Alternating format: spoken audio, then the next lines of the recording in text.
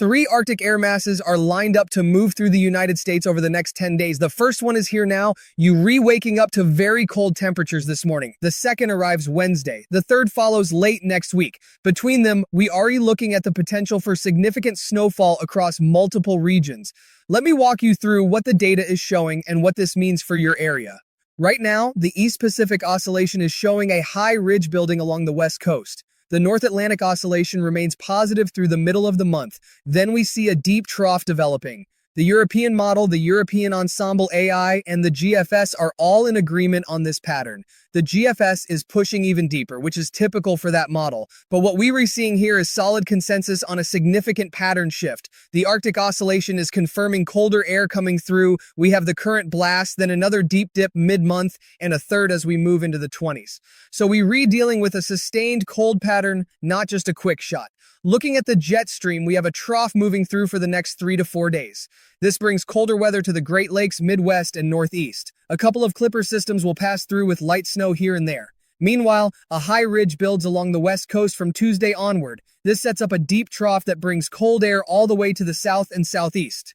Here's where it gets interesting. There's a cutoff low positioned over the southwest. You can see the high-pressure dome bringing that ridge. The low-pressure system is spinning counterclockwise. That low is going to move into the United States and create our storm systems. From Tuesday through Friday, we talking about sustained cold air. Then the second blast arrives. So we looking at cold weather from Tuesday all the way through next Sunday or Monday. A double hit. When jet streams dip like this, they create low-pressure systems in front of them. That means storms. The tropopause data shows the deep trough with a high ridge of warmer temperatures to the west. Colder temperatures shoot south and southeast. You can see that cold pocket extending all the way to the southeast by Thursday and Friday. Below that cold anomaly, there's warmer air. This creates the potential for ice storms and snowstorms from Friday into next week. This is a setup we need to watch carefully. The vorticity patterns show that for the next 3 to 4 days, we stay in a general northwestern flow. This brings colder weather and snow to the northern tier of the lower 48 states. By Tuesday into Wednesday, that cutoff low across the southwest gets into the jet stream. It brings moisture. You can see it pulling Gulf moisture northward by Tuesday. This puts precipitation in front of the cold air moving across the mid-Atlantic on Wednesday into Thursday for the Northeast and possibly Friday as well.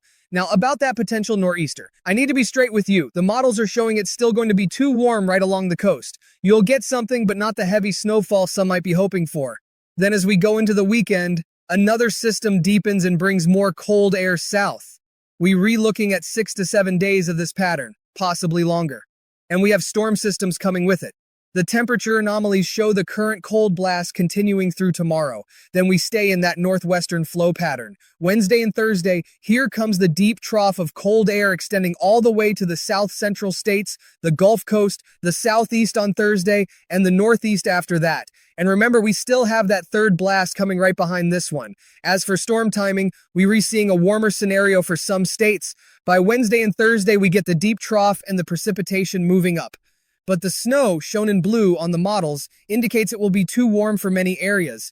The best snow potential is tracking toward the mid-Atlantic, possibly the higher elevations of the Appalachians, as it moves through Thursday evening. For the Northeast I-95 corridor, it's looking too warm.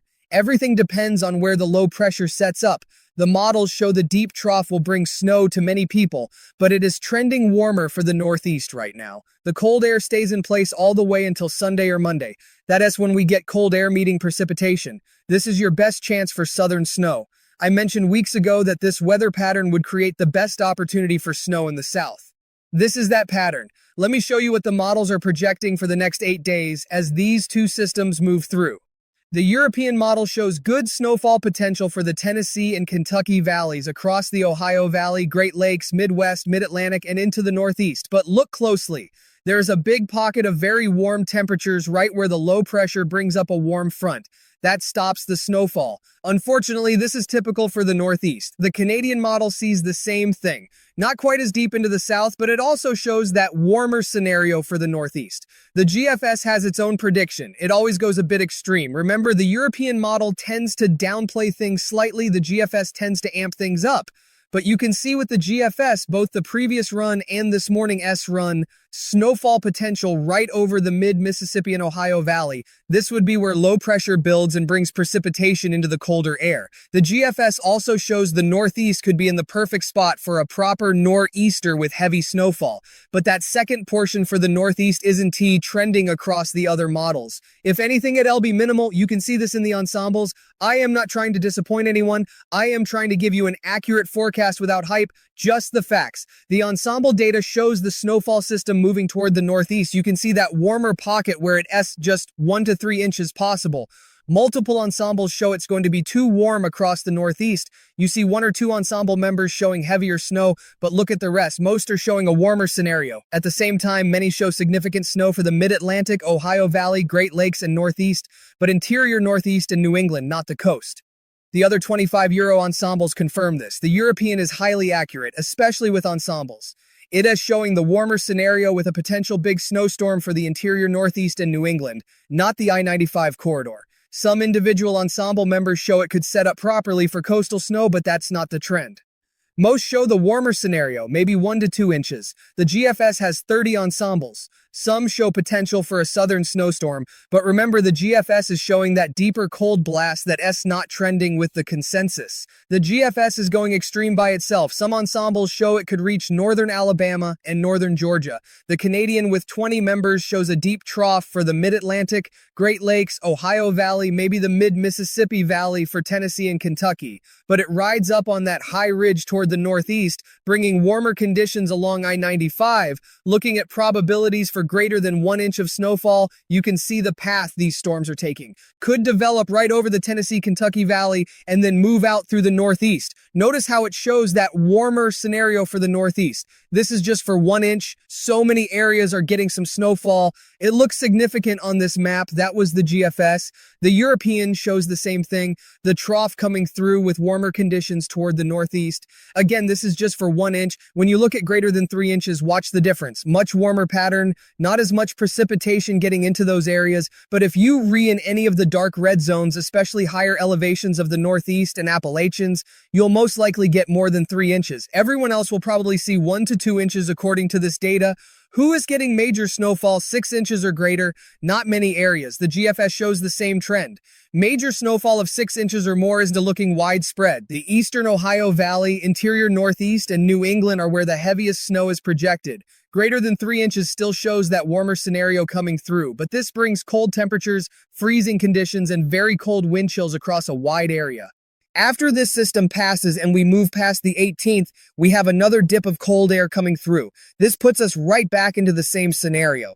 More potential for snowstorms, freezing temperatures, and very cold wind chills.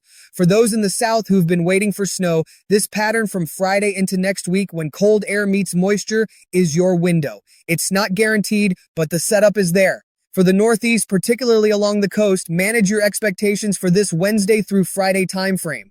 The interior and higher elevations have better chances. The coastal plain is trending too warm.